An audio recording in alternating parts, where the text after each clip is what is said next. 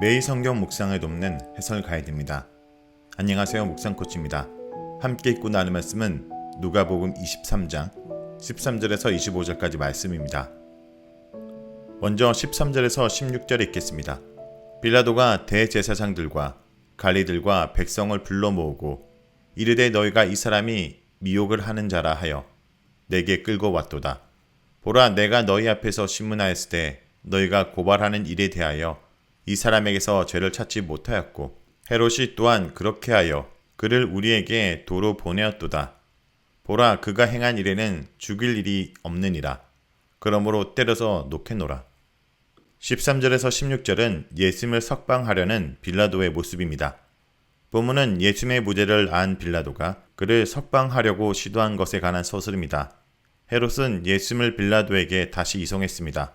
이에 빌라도는 예수님을 재차 신문하였으나 아무 혐의도 발견하지 못하였습니다. 그리하여 예수님을 사면하여 석방하려고 하였습니다.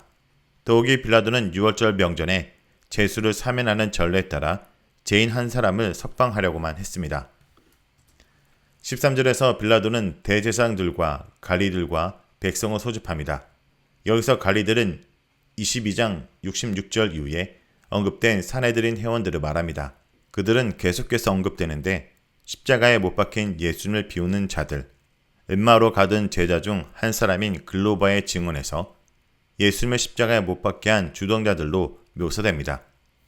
백성은 이전 기사에서 예수님을 대적하는 지도자들의 강경한 입장을 완화하는 역할을 하였습니다. 본절에서는 예수님을 고수하는 유대인 지도자들과 함께 언급되므로 그들과 마찬가지로 예수님을 대적하는 자들이 될 것임을 암시합니다. 14절은 빌라도가 예수님의 고소 내용을 상기하면서 그의 무죄를 알리는 내용입니다. 공의의 첫 번째 고소 내용은 예수님이 백성을 오도한다는 것이었습니다. 예수님의 고난에 대한 누가의 기록은 사실 위주로 간결하게 서술합니다. 그리하여 본문은 그가 어떻게 백성을 잘못 인도했는가에 대한 어떤 실마리도 제공하지 않습니다. 그런데 사내들인의 주요 신문 내용은 예수님이 자신을 하나님의 아들이라고 하는 것과 연관됩니다. 또한 요한복음의 병영 구절에 보면 유대인들은 예수님의 사형 구형의 근거를 그가 하나님의 아들이라고 칭하는 것에서 찾습니다. 그러므로 백성을 오도한다는 고소는 하나님의 아들로서 예수님의 정체와 관련된 것으로 이해할 수 있습니다. 15절에서 예수님의 무죄에 대한 빌라도의 설득은 계속됩니다. 그는 헤롯 역시 예수님의 무죄를 알았다고 말합니다. 그리고 예수님이 사형에 해당하는 아무 일도 행하지 않았다고 항변합니다. 14절에 이어 보라가 다시 사용되는데 예수님의 석방에 대한 빌라도의 단호함을 엿볼 수 있습니다. 16절은 빌라도의 석방 선언입니다. 그는 예수님을 채찍질하고 석방하겠다고 말했습니다. 여기서 예수님의 무죄에도 불구하고 채찍질한다는 것은 언뜻 보면 이해할 수 없습니다. 그런데 로마의 법에 따르면 기소된 자가 무죄일지라도 법전적인 경고의 의미로 가볍게 채찍질하였다고 합니다. 이 구절의 빌라도의 선언은 그대로 22절에서 다시 언급됩니다. 대부분의 사본에 17절이 없는 것으로 나타나는데 일부 사본에서는 병행 구절이 언급되었듯이 명절의 전례대로 제수 한 사람을 사면해야 한다는 내용이 나타납니다. 다음은 18절에서 21절 읽겠습니다. 무리가 일제히 소리질러 이르되 이 사람을 없이하고 바라바를 우리에게 놓아주소서 하니 이 바라바는 성중에서 일어난 밀란과 살인으로 말미암아 옥에 갇힌 자로라. 빌라도는 예수를 놓고자 하여 다시 그들에게 말하되 그들은 소리질러 이르되 그를 십자가에 못 박게 하소서 십자가에 못 박게 하소서 하는지라. 18절에서 23절은 십자가 처형을 원하는 무리들입니다. 본문은 빌라도의 석방 의사에 계속 반대하는 유대인 지도자들과 백성의 무리를 묘사합니다. 그들은 빌라도에게 바라바를 석방하고 예수를 십자가에 못 박으라고 강청했습니다.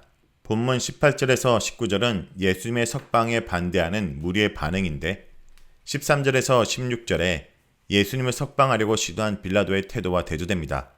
20절에서 23절에 빌라도의 설득과 무리의 사형 요구는 동일한 패턴으로 반복해서 나타납니다. 18절은 빌라도의 석방 선언에 대한 무리의 반응입니다. 이 사람을 없이하고는 예수님을 죽이라는 뜻입니다. 그들은 빌라도에게 예수님을 사형에 처하고 바라바를 석방하라고 요청하였습니다. 이 구절은 예수님께서 예언하신 말씀을 상기시킵니다. 19절은 바라바에게 대한 소개입니다. 그는 예루살렘에서 일어난 반란과 살인에 연루되어 체포된 자입니다. 마태는 그를 유명한 죄수로 언급하고 요한은 강도로 언급합니다. 병행 구절마다 표현은 다르지만 바라바는 정치적인 죄수였음을 분명히 합니다. 20절은 빌라도의 두 번째 설득 내용입니다. 빌라도는 무리의 사형 요청에 재차 그들을 설득하였습니다. 21절은 빌라도의 두 번째 설득에 대한 무리의 반응입니다. 소리 지르다 라는 동사는 미완료 과거형으로 그들이 계속해서 고함을 질렀음을 뜻합니다. 그들은 고함을 지르며 외쳤습니다. 십자가에 못 박으시오. 그를 십자가에 못 박으시오. 예수님의 석방에 반대하고 처형을 원했던 무리의 격렬한 반응을 짐작케 합니다. 누가와 요한은 무리의 십자가에 못 박으라는 외침을 반복해서 언급하는데 마태와 마가는 단지 한 번만 언급합니다. 십자가 처형은 사형당하는 자가 상상을 초월하는 고통 중에 가장 처참하게 주고가는 형벌입니다. 로마는 식민지 지배를 위해 이 처참한 형벌을 사용하였는데 팔레스타인 지역에서 십자가 처형은 흔히 볼 수 있었다고 합니다. 다음은 22절에서 25절을 읽겠습니다. 빌라도가 세 번째 말하되 이 사람이 무슨 악한 일을 하였느냐? 나는 그에게서 죽일 죄를 찾지 못하였나니 때려서 놓으리라 하니 그들이 큰 소리로 재촉하여 십자가에 못 박기를 구하니 그들의 소리가 이긴지라. 이에 빌라도가 그들이 구하는 대로 하기를 언도하고 그들이 요구하는 자 곧 밀란과 살인으로 말미암아 옥에 갇힌 자를 놓아주고 예수는 넘겨주어 그들의 뜻대로 하게 하니라. 22절은 빌라도의 세 번째 설득 내용입니다. 빌라도는 무리에게 반문하였습니다. 이 사람이 무슨 악한 짓을 행하였는가? 그리고 다시 선언하였습니다. 그를 채찍질한 후 석방할 것이다. 이 선언은 16절의 선언과 동일합니다. 23절은 빌라도의 설득에 대한 무리의 반응입니다. 그들은 소리를 높여 빌라도를 압박하였습니다. 동사 이기다는 압도하다란 뜻입니다. 결국 유대 지도자들과 백성의 반대가 빌라도를 압도하였습니다. 본문에서 유대 지도자들과 백성의 완악함은 출애굽 당시 이스라엘 백성의 완악함과 비교됩니다. 그들은 목이 곧은 백성이었습니다. 애굽 땅에서 나오던 날부터 가나안에 이르기까지 여호와를 거역한 자들이었습니다. 그리하여 하나님의 진노 가운데 있던 자들이었습니다. 완악함은 하나님의 말씀을 듣는 길을 닫게 만들고 하나님의 뜻을 깨닫는 마음을 둔하게 만듭니다. 그리하여 하나님 마음을 헤아리지 못하게 합니다. 나아가 하나님이 기뻐하지 않으시는 일에 우리의 시간을 허비하고 삶을 낭비하도록 유도합니다. 24절에서 25절은 빌라도의 최종 판결입니다. 본문은 빌라도의 최종 판결에 대한 서술입니다. 누가는 빌라도의 최종 판결과 그 내용에 관하여 언급합니다. 그의 사실적 진술은 다른 병행 구절의 진술보다 빌라도에 긍정적으로 묘사합니다.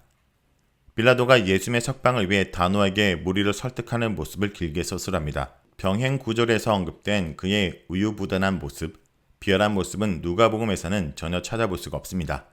그리고 누가는 그의 최종적인 판결조차 무리의 뜻대로 된 것임을 강조합니다. 24절은 빌라도의 최종 판결 선언입니다. 그는 유대 지도자들과 백성의 요구대로 언도하였습니다. 언도하다라는 동사는 이 구절에서 유일하게 사용됩니다. 빌라도는 예수님의 석방을 반대하는 그들을 설득하려고 3번씩이나 시도하였습니다. 그러나 최종적으로 그들의 요구대로 판결되었습니다. 25절은 빌라도의 최종 판결 내용입니다. 본절은 바나바의 석방과 예수님의 처형에 관하여 서술합니다. 무리의 요구대로 바나바는 석방되었습니다. 누가는 바나바를 밀란과 살인으로 말미암아 옥에 갇힌 자로 언급하는데 19절의 언급을 반복합니다. 그리고 예수님은 무리의 뜻대로 하도록 넘겨주었습니다. 누가는 빌라도의 최종 판결 근거를 정확하게 밝히지는 않습니다. 다만 23절에서 빌라도를 압박하고 압도했던 무리의 반대를 통하여 그 이유를 유추할 수 있습니다. 마태복음은 그 이유를 분명하게 서술하는데 빌라도가 아무것도 성취하지 못하고 도리어 밀란이 일어나려는 것을 보고라고 언급합니다. 또한 마가는 빌라도가 무리를 만족시키려고 바라바는 놓아주고 예수님을 채찍질한 후에 십자가에 처형하라고 내어주었다라고 언급합니다. 여기서 빌라도의 최종 판결은 법의 공정한 집행보다 정치적인 판단에 근거한 것이었음을 알 수 있습니다. 자, 여기까지가 누가복음 23장 13절에서 25절까지 말씀입니다. 오늘 말씀을 통해 우리는 무엇을 묵상하고 적용해야 될까요?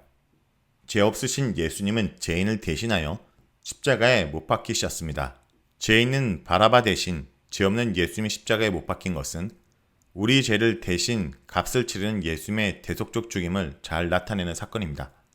하나님의 아들인 예수님이 아버지의 아들이라는 이름을 가진 뜻, 바라바 대신 죽어 바라바가 자유를 얻었듯이 하나님이 자신의 독생자 예수께 우리 무리의 죄를 담당시킴으로 우리가 죄와 죽음에서 자유를 얻어 진짜 아버지의 아들이 된 것입니다. 나를 대신해 십자가에 지시고 하나님의 자녀가 되게 하신 예수님의 사랑에 어떻게 감사를 드리고 있나요? 이제는 더 이상 죄의 자녀가 아닌 하나님의 자녀로서 하나님의 아들인 예수님의 삶을 쫓아 살아가는 성도 여러분이 되길 간절히 기도드립니다.